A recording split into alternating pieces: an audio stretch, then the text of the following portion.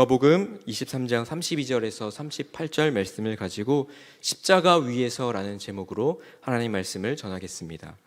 오늘도 하나님께 예배드리는 우리 모든 성도님들에게, 또한 영상으로 예배드리는 우리 모든 성도님들에게 하나님의 크신 은혜와 사랑이 충만하시기를 주님의 이름으로 축복합니다.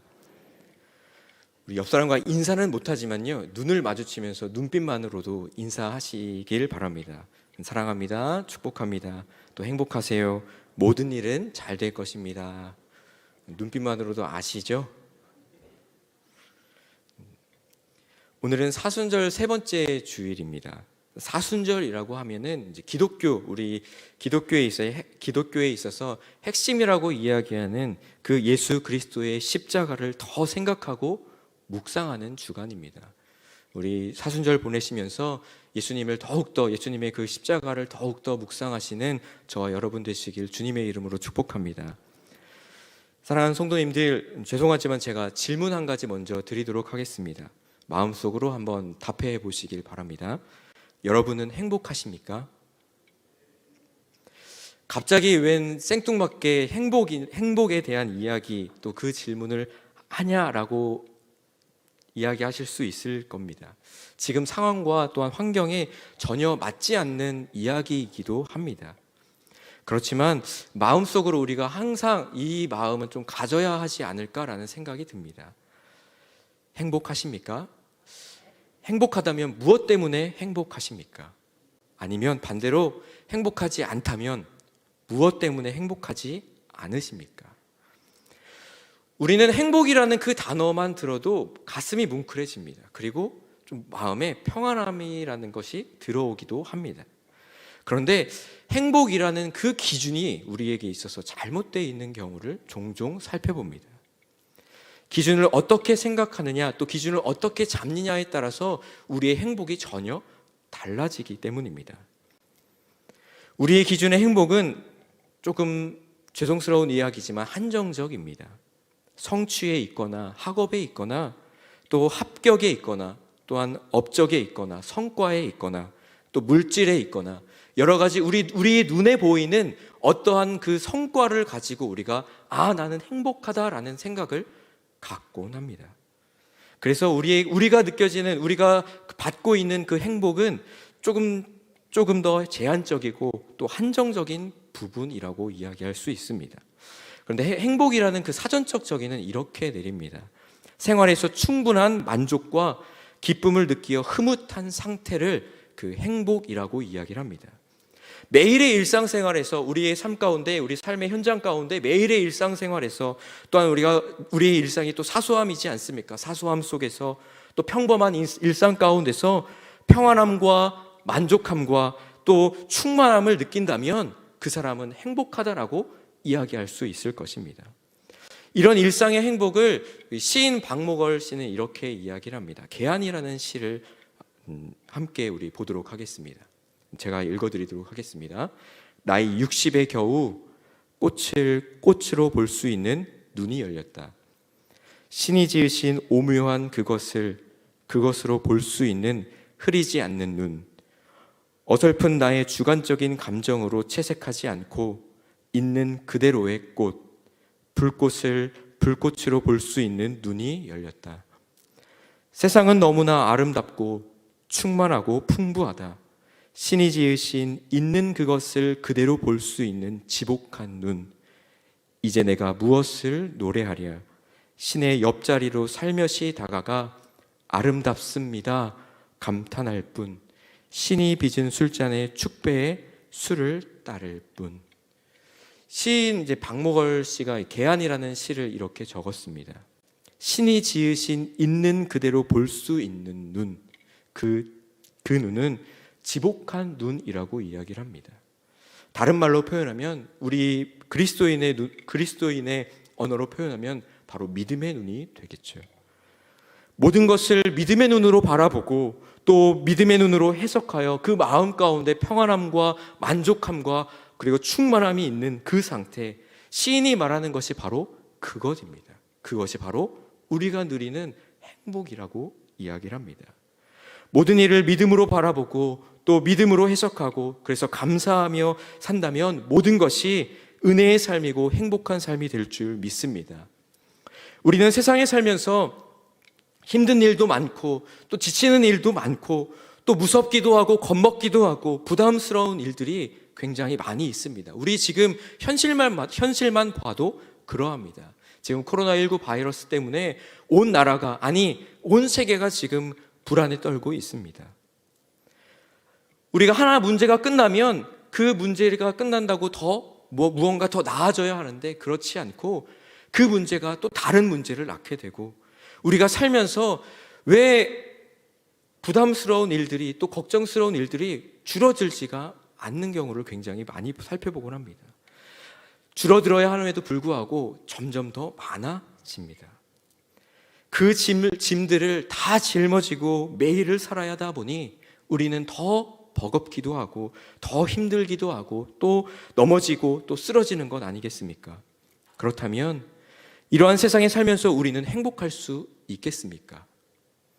결론부터 이야기하자면 네, 그러합니다 라고 대답할 수 있습니다. 이것은 위로부터 주시는 그 은혜로 매일의 일상생활 속에서 행복을 느낄 수 있는 것입니다. 한마디로 말하면 십자가 위에서라면 가능하다는 말씀입니다. 하나님의 은혜로 내 눈에 예수 그리스도의 십자가가 매일매일마다 보게 하여지고 또 느껴진다면 그것들이 달라지게끔 되어 있다는 겁니다.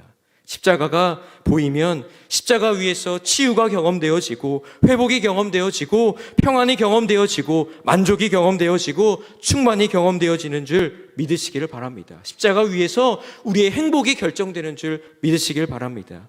우리의 행복은 십자가로부터 시작됩니다. 이것이 바로 그리스도인의 비밀이지 않겠습니까? 그래서 고린도전서 1장 18절에 이렇게 고백합니다. 우리 함께 봉독하겠습니다. 십자가의 도가 멸망하는 자들에게는 미련한 것이요 구원을 받는 우리에게는 하나님의 능력이라. 아멘. 우리가 구원을 받은 우리에게는 하나님의 능력인 줄 믿습니다. 그렇다면 도대체 예수 그리스도의 십자가가 무엇이며 또한 십자가 위에서 무슨 일이 벌어졌기에 십자가에서 행복이 흘러나온단 말인가요? 예수님께서 십자가 위에서 하신 가상실현 7가지 말씀 중에서 첫 번째 말씀인 오늘 본문을 통해서 그 은혜를 살펴보고자 합니다. 첫째입니다. 첫째로 십자가 위에서 하나님을 아버지라 불렀습니다. 우리 본문 34절 말씀 우리 함께 봉독하겠습니다. 아버지 저들을 사하여 주옵소서 자기들이 하는 것을 알지 못함이니이다. 아멘. 예수님께서 십자가 위에서 처음으로 입을 열어 하신 말씀이 바로 아버지입니다. 예수님께서 아버지라고 부르신 것은 아버지를 향한 정말 간절한 마음이 담겨져 있습니다. 아버지에 대한 믿음을 담는 그 한마디가 바로 아버지라는 말입니다. 예수님에게 있어서 그 하나님은 언제나 아버지이셨습니다. 부르고 또 불러도 한없는 사랑으로 대해주시고 한없는 사랑으로 예수님을 대해주시고 아껴주시는 그 마음이 바로 하나님 아버지이셨습니다. 예수님은 그 아버지의 이름을 매일매일마다 부르고 또 불렀습니다. 공생의 기간 동안 아버지의 이름을 얼마나 부르셨겠습니까? 어렸을 적에 성전에 있으면서도 아버지의 이름을 불렀습니다. 세례를 받을 때도 마찬가지입니다. 제자들에게 주기도를 가르쳐 줄 때도 마찬가지입니다. 하늘에 계신 우리 아버지여라고 가르쳐 주셨습니다. 겟세마네 동산에서 기도하실 때도 하나님 아버지라고 부르며 기도하셨습니다. 제자들과 마지막 밤을 보낼 때에도 아버지라고 부르셨습니다. 그리고 십자가 위에서 하나님 아버지의 이름을 부르셨습니다. 그것도 십자가 위에서 첫 번째로 하신 그 한마디가 바로 아버지였습니다. 사랑하는 성도님들에게 있어서 하나님 아버지는 어떠한 존재이십니까? 김영국 목사님의 풍성한 삶의 첫걸음에 보면 이러한 이야기가 있습니다. 대부분의 사람들은 하나님을 자신의 필요를 채워주고 또 필요할 때 요청하고 또 그렇지 않을 때는 잊어버리고 있어도 괜찮은 자가용 하나님이라고 여긴다고 합니다. 또한 소통 없는 가부장적인 아버지 밑에서 자란 사람들은 하나님을 권위주의적이고 말 없는 대하기 힘든 가부장적 하나님으로 생각하기도 합니다. 또는 어떤 규율이든 위반하기를 기다리다가 잡아내서 처벌하는 경찰 같은 하나님으로 생각하기도 합니다. 삶의 고통을 겪으며 도움을 요청했지만 하나님으로부터 아무런 응답을 받지 못한 사람들은 하나님을 매정한 분으로 여기기도 하고, 또 반대로 인자한 할아버지라고도 여기기도 합니다. 우리는 어떠한 하나님 아버지의 그 이미지를 가지고 계십니까? 우리가 하나님 아버지에 대해 오해를 하거나 또한 잘못 알고 있어서 이렇게 여기기도 한다고 합니다. 그러나 중요한 것이 무엇입니까? 오늘 말씀에 있는 예수 그리스도의 십자가를 통해 우리는 하나님을 아버지라 부를 수 있게 되었다는 것입니다. 그래서 로마서 8장 15절 말씀에 양자의 영을 받았으므로 우리가 아빠, 아버지라고 부르짖느니라 라고 고백하지 않습니까? 우리 하나님 아버지는 어떠한 분이십니까? 성경에 여러 가지로 기록되어 있습니다. 대표적으로 보면 하나님은 우리에게 먼저 손을 내밀어 주시는 분이십니다. 그리고 자애로우시며 또 우리를 품어주시며 또 우리에게 희생을 베풀어 주시며, 그래서 인격적으로 다가오시는 하나님인 줄 믿습니다.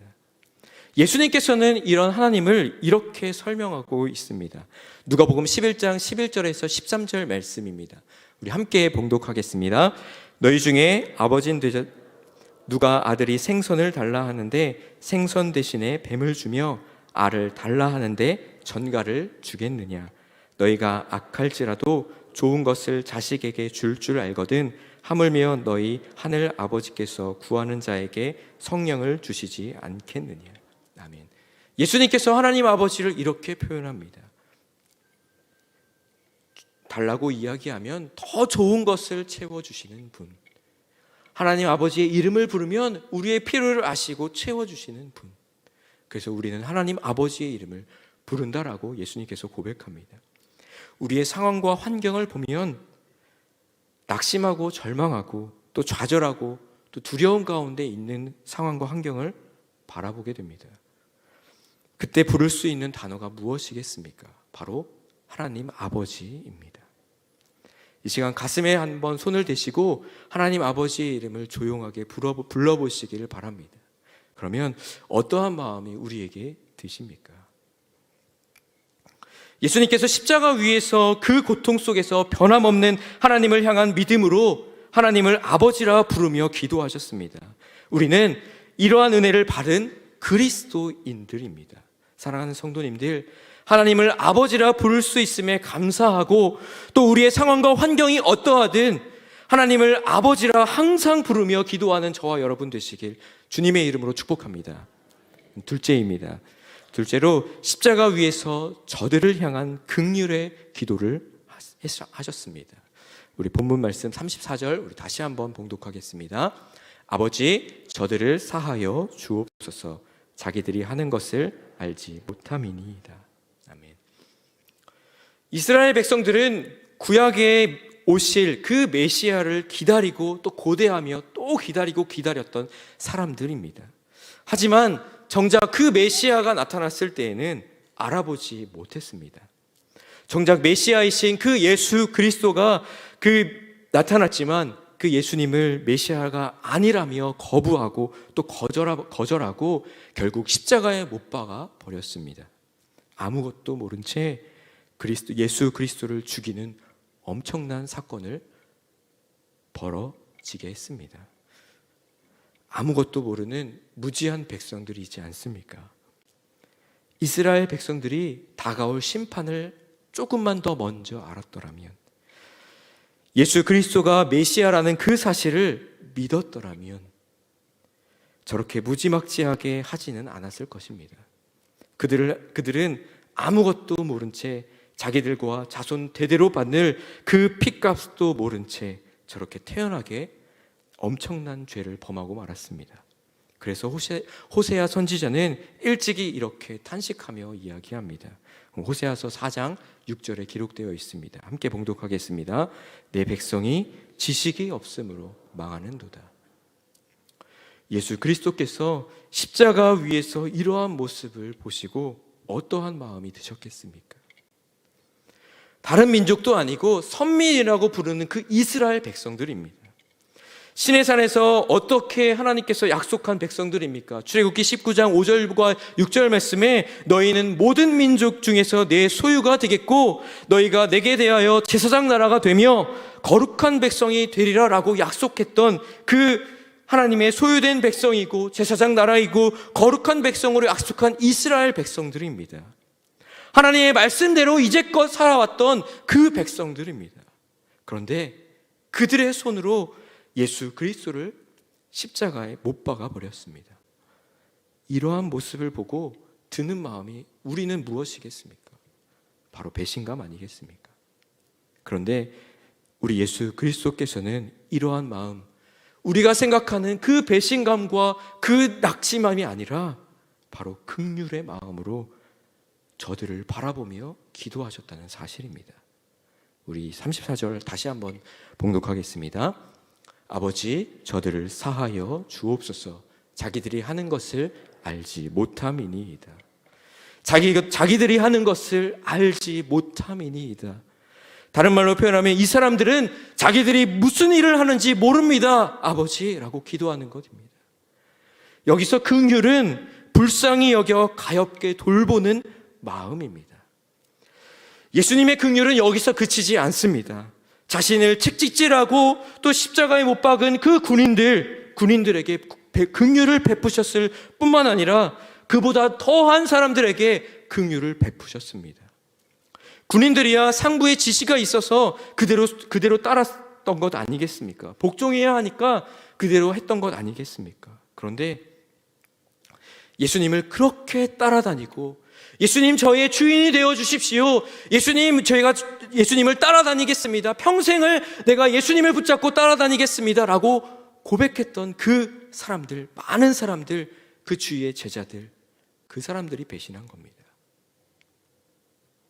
예수님의 공생의 기간 동안 같이 먹고 같이 자고 함께 다니던 그 제자들이 한순간에 배신해 버렸습니다. 이제까지 가르치고 또 배웠던 그 알미 한 번에 수포로 돌아가는 순간이었습니다. 그들을 어떻게 불쌍히 여기고 그들을 어떻게 가엾게 여기겠습니까? 사실 반대로 생각하면 어떻습니까? 긍휼을 받아야 할 사람이 누구입니까? 십자가에 못 박히신 예수 그리스도 아닙니까? 오히려 예수님께서 더 긍휼을 받아야 하고 하나님 아버지께 예수님을 불쌍히 여겨달라고 기도해야 하는 것이 바로 정상적이지 않습니까? 그런데 예수님께서는 그것을 보시고 또 그것을 이미 아시고 나서 저들을 향해 긍휼의 마음을 베푸셨다라는 말씀입니다. 그들을 위해 긍휼의 마음으로 기도하셨습니다. 로마서 5장 8절에 이렇게 말씀합니다. 우리 함께 봉독하겠습니다. 우리가 아직 죄인 되었을 때에 그리스도께서 우리를 위하여 죽으심으로 하나님께서 우리에 대한 자기의 사랑을 확증하셨느니라. 아멘. 그리고 예레미야가 3장 23절 또 23절 말씀에도 이렇게 기록합니다. 우리 함께 봉독하겠습니다. 여호와의 인자와 긍휼이 무궁하심으로 우리가 진멸되지 아니함이니이다. 이것들이 아침마다 새로우니 주의 성실하심이 크시. 아멘. 예수님께서 십자가 위에서 하신 그 기도의 내용이 바로 저들을 위한, 자기를 십자가에 못 박았던, 배신했던 그 저들을 위한 긍휼의 기도였습니다. 우리에게도 이러한 마음이 있어야 할 줄 믿습니다. 지금 우리의 상황과 환경은 코로나19 바이러스 때문에 굉장히 두렵고 떨리는 상황들입니다. 하루가 지남에 따라 확진자가 늘어나고 또한 사망자가 늘어납니다. 우리 나라가 어지럽고 또 우리 민족이 어지럽고 또 세계가 점점 더 어려워지는 상황 가운데 있습니다. 이때 우리가 해야 할 것이 무엇입니까? 우리가 할 수 있는 것은 분노와 또한 정죄와 자기 연민이 아닙니다.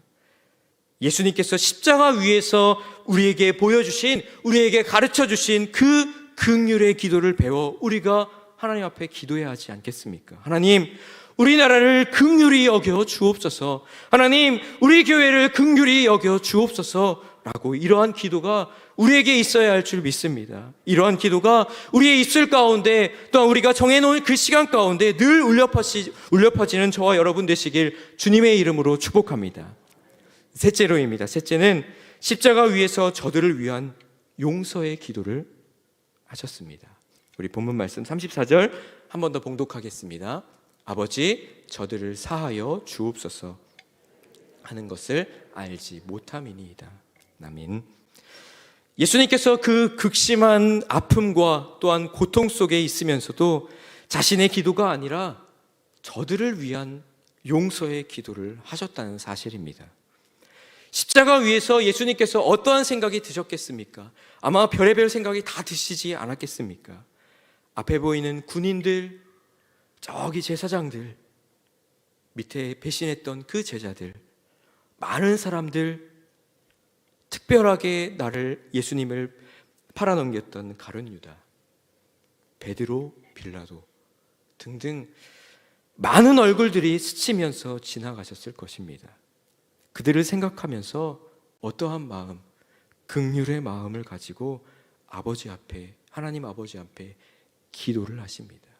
하나님 저들을 용서하여 주옵소서. 이는 저들을 향한 또한 저들을 위한 마음을 가지고 기도하신 겁니다. 자기보다 저들을 위한 그들을 먼저 헤아리면서 불쌍히 여겨 용서해달라고 아버지께 기도했던 것입니다. 이 기도는 저들뿐만이 아닙니다. 오늘을 살아가고 있는 우리에게도 마찬가지입니다. 오늘 죄 가운데 살아가는 우리에게도 마찬가지입니다. 죄 가운데 빠져있는 무지한 죄인들, 또 우리를 위해 용서의 기도이기도 합니다. 용서가 얼마나 힘든지 우리가 한 번쯤 경험해 보셔서 다들 아시지 않습니까? 예수를 그리스도라고 고백하면서 그 믿음에 있으면서 우리가 그리스도인이라고 불리는 사람 가운데서 가장 힘든 것 중에 한 가지가 용서가 아닐까 생각합니다. 용서가 굉장히 힘듭니다. 죄송하지만 저의 이야기를 한 가지 하겠습니다. 용서하기가 굉장히 어렵습니다. 저도 신학의 길을 가면서 용서해야 될 사람들이 있었습니다. 때로는 저와 정말 가장 가까이 지냈던 사람들이 저를 배신하기도 하고 또 다른 사람들에게 이간질하기도 합니다. 그때 똑같이 저도 하고 싶은 마음이 정말 여기까지 차올랐습니다. 그러나 기도할 때마다, 그때도 사순절이었습니다. 사순절에 예수님의 십자가를 묵상하면서 기도할 때 하나님께서 주시는 마음은 용서였습니다. 긍휼의 마음을 가지고 내가 너를 용서하였듯이 너도 그와 같이 하라는 하나님의 말씀이었습니다. 그때 저에게 있어서 정말 억울하고 힘들지만, 그리고 용납되지가 않지만 저에게 있었던 마음이 용서였습니다. 그리고 찾아가서 이야기했습니다. 내가 당신을 용서합니다. 그때 저에게 찾아오는 것이 무엇인 줄 아십니까? 그때 찾아오는 것이 평안이었습니다. 하나님께서 주시는 그 평안으로 관계가 깨지지 않고 또 그 관계가 지금까지 지속되어 있습니다. 예수님도 마찬가지입니다. 불과 며칠 전에 어떻게 이야기했습니까? 마태복음 21장 9절 말씀에 이렇게 이야기합니다. 우리 함께 봉독하겠습니다. 앞에서 가고 뒤에서 따르는 무리가 소리 높여 이르되 호산나 다윗의 자손이여 찬송하리로다. 주의 이름으로 오시는 이여 가장 높은 곳에서 호산나 하더라. 불과 며칠 전에 호산나 다윗의 자손이여라고 외치며 환호성 치며 또한 옷을 벗어 길을 내던 그 사람들이 지금은 광기 어린 폭도가 되어 예수님을 십자가에 못 박아라 라고 이야기하는 사람들이 되어버렸습니다. 그 사랑하던 제자들, 그 예수님께서 특별하게 사랑하시던 그 제자들도 십자가 아래 없습니다. 얼마나 예수님께서 힘드셨겠습니까? 자기와 함께 가고자 했던 사람들, 그 제자들마저도 자신을 배반하고 다른 길로 가버렸습니다. 예수님을 힘들게 했던, 예수님의 마음을 아프게 했던 사람들은 예수님을 모르는 사람들이 아니었습니다. 다 예수님의 근처에 있던 측근들이었고, 예수님 옆에 있던 사람들이었고, 예수님 편에 서 있었던 그 사람들이었습니다. 그런 그들을 위해 예수님께서 하신 그 기도가 바로 용서의 기도였습니다. 제가 설교를 준비하다가 이런 이야기가 떠올랐습니다. 용서란 무엇입니까? 라는 그 질문을 가진 대답이었습니다. 어떤 성도님께서 원로 목사님에게 찾아가서 이렇게 질문했습니다. 목사님, 용서가 무엇입니까? 목사님께서 이렇게 대답하셨다고 합니다. 그것은 할 수 있는 여유를 가지고 하는 것이 아닙니다. 오히려 할 수 없는 상태에서 하는 것이 용서입니다. 그러면서 사랑에 대해서도 한 번 더 말씀하셨습니다. 사랑이란 남들이 줄 때 주는 것이 아닙니다. 오히려 남들이 주지 않을 때 주는 것입니다. 라고 대답하셨다고 합니다. 우리 예수님께서도 이렇게 고백하지 않으셨습니까? 마태복음 10장 39절 말씀입니다. 우리 함께 봉독하겠습니다. 자기 목숨을 얻는 자는 잃을 것이요 나를 위하여 자기 목숨을 잃는 자는 얻으리라. 아멘. 보통 사람들은 이렇게 생각합니다. 지금 내가 당하고 있는 일들, 그 힘든 일들 가운데, 억울함 가운데 있다면 누군가는 책임을 지고 대가를 그 고스란히 받아야 한다라고 생각을 합니다. 그래야 인지상정이라고 생각하는 것이 보통 우리들의 마음입니다.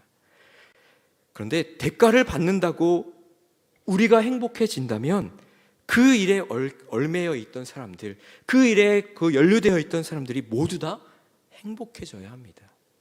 그런데 생각해보면 그 대가를 받는다고 행복해지지가 않습니다. 오히려 마음이 더 아프지 않습니까? 누군가는 먼저 용서해야 하고 누군가는 그 고리를 끊어줘야 합니다. 그것이 바로 그 역할을 하셨던 분이 바로 우리 예수 그리스도이십니다. 그래서 사도 바울은 이렇게 고백합니다. 에베소서 4장 23절에 이렇게 고백합니다. 우리 함께 봉독하겠습니다. 서로 친절하게 하며 불쌍히 여기며 서로 용서하기를 하나님이 그리스도 안에서 너희를 용서하심 같이 하라. 아멘. 예수님의 긍휼하심, 그 긍휼하심으로 인하여 우리를 용서하셨습니다.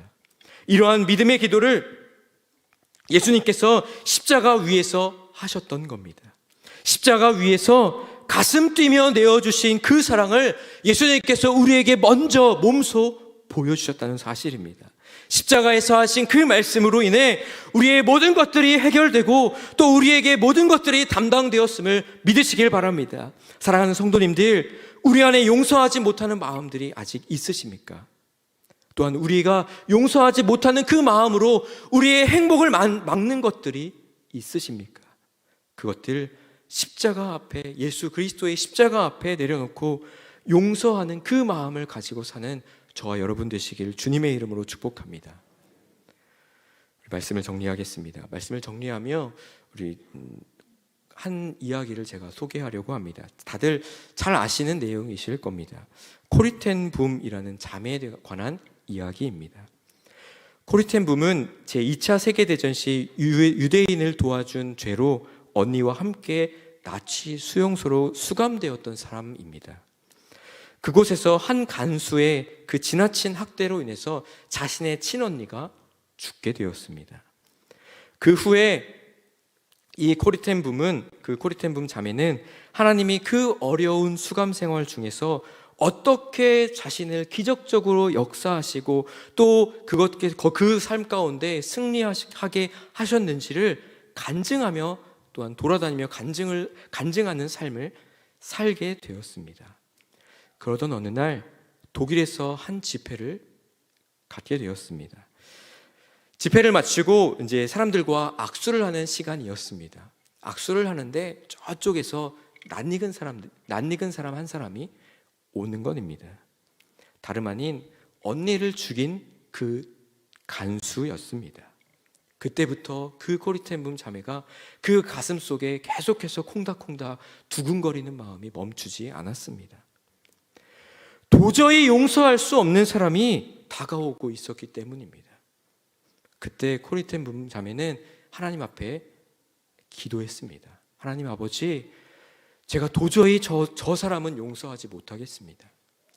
저 사람은 도저히 악수를 하지 못하겠습니다. 저 사람과는 눈도 마주치지 못하겠습니다. 하나님, 저에게 그러한 마음 주지 마세요 라고 기도했습니다. 그때 하나님께서 이렇게 그 마음속에 이러한 마음을 허락해 주셨다고 합니다. 내가 그 간수의 죄를 위해서 피를 흘렸노라. 그때 하나님께서 그 코리텐붐 자매의 마음속에 긍휼의 마음을 허락해 주셨습니다. 그리고 용서의 마음을 주셨습니다. 그래서 그 사람과 악수하고 또 악수할 뿐만 아니라 그리고 포옹하며 그러면서 자신도 모르게 자신의 입술에서 제가 당신을 용서합니다 라고 고백하며 그 자리가 눈물바다가 되었다는 이야기입니다. 이 코리텐붐 자매는 하나님 아버지의 이름을 부르며 긍휼과 용서를 깨닫게 되었습니다. 그리고 그 자매가 그 간수였던 사람을, 자기에게 있어서 도저히 용서할 수 없었던 그 사람을 용서할 수 있게 되었습니다. 그 자매가 대단한 것이 아닙니다. 그 안에 예수 그리스도의 십자가가 대단한 것입니다. 세상의 눈으로 바라보지 않고 앞에 서두에 이야기했던 그 시인 박목월이 이야기하던 그 지복한 눈, 그 믿음의 눈으로 바라보고 십자가로 바라보는 그 눈이 이 자매를 그렇게 만들었던 것입니다. 어떻게 하면 더 많이 가질까? 어떻게 하면 더 많이 소유할까? 또 어떻게 하면 더 높은 자리에 올라갈까? 또 어떻게 하면 더 성공하고 더 빨리 어떤 목적을 이루고 더 잘 되고 또 돈을 더 많이 벌까? 더를 외치다 보면 우리의 마음속에 있는 것이 무엇입니까? 더 불안하고 더 불만을 갖게 되고 더 초조하고 더 두려움을 갖게 되고 더 열등감을 갖게 되고 더 우울하게 되고 더 불행하게 되지 않습니까? 그것이 행복인 줄 알았는데 그것이 행복이 아니라 더 힘들어지는 경우를 우리는 늘 경험하지 않으십니까? 우리 그리스도인들은 예수 그리스도의 십자가에 행복이 있음을 믿으시기를 주님의 이름으로 축복합니다. 우리는 이 땅 가운데 살아갑니다. 세상 가운데 살지만 십자가를 바라보고 또한 십자가의 능력으로 우리의 눈으로 해석하고 또 십자가로 살아가는 저와 여러분 되시길 주님의 이름으로 축복합니다. 거기에 행복이 있습니다. 진정한 행복을 찾으십니까? 십자가로 나아오시길 주님의 이름으로 축복합니다. 십자가에 못 박히신 그 예수 그리스도는 우리를 매일매일마다 그곳 가운데 초대하고 계십니다. 지금도 우리를 위해 십자가 위에서 예수님께서는 기도하고 계십니다. 하나님 아버지, 저들을 용서하여 주옵소서. 저들이 하는 것을 알지 못함이니이다. 십자가를 통해 우리는 하나님을 아버지라 부를 수 있게 되었습니다. 또한 긍휼히 여김을 받았습니다. 또한 우리 모두는 용서를 받았습니다. 그렇다면 우리도 이 세상 가운데서 살아가면서 하나님 아버지의 이름을 믿고 또 긍휼을 베풀어 용서하며 살아가는 저와 여러분 되시길 주님의 이름으로 축복합니다. 특별히 이번 주 사순절 기간에 이러한 십자가의 은혜와 능력을 경험하시는 저와 여러분 되시길 주님의 이름으로 축복합니다. 우리는 지금 굉장히 어려운 가운데 있습니다. 육체적으로 또한 영적으로 굉장히 힘든 가운데 있습니다. 예배 한번 드리기가 굉장히 어려운 우리의 상황입니다. 이럴 때 우리가 해야 할 것이 무엇이겠습니까? 하나님께서 우리에게 주신 그 마음, 하나님 아버지의 이름을 부르며 또한 이 나라와 이 교회를 위해서, 이 세계를 위해서 긍휼히 여김을 베풀어 달라는 그 기도와 또 하나님께서 우리를 용서하셨듯이 우리가 우리 모든 것들을 용서하며 회개하며 나아가는 우리가 되어야 되지 않겠습니까? 각자의 삶의 자리에서 우리가 정해진 시간이 있습니다. 매일 1시에 우리 교회가 정해놓은 그 시간 1시에 또한 우리 각자가 정하신 그 릴레이 기도의 시간 가운데 매일매일마다 하나님 앞에 나아가 십자가의 능력이 우리나라와 또한 우리 교회와 우리 가정에 충만하게 임하길 기도하는 저와 여러분 되시길 주님의 이름으로 축복합니다.